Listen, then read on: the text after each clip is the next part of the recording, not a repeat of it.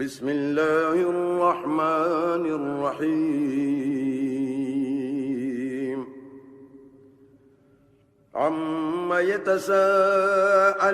عن النبأ العظيم الذي هم فيه مختلفون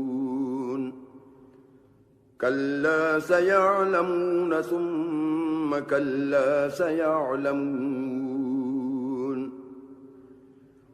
ألم نجعل الأرض مهادا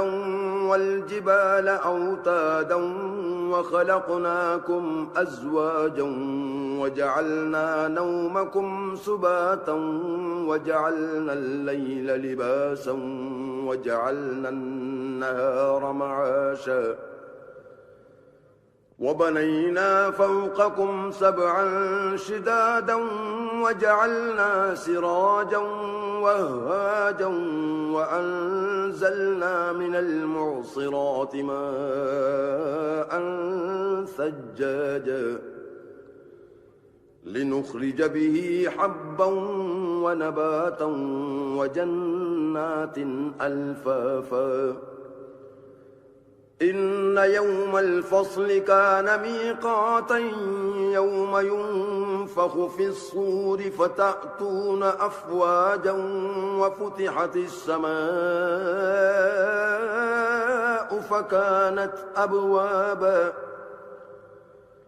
وفتحت السماء فكانت أبوابا وسيرت الجبال فكانت سرابا إن جهنم كانت مرصادا للطاغين مآبا لابثين فيها أحقابا لا يذوقون فيها بردا ولا شرابا إلا حميما وغساقا جزاء وفاقا إنهم كانوا لا يرجون حسابا وكذبوا بآياتنا كذابا وكل شيء أحصيناه كتابا فذوقوا فلن نزيدكم إلا عذابا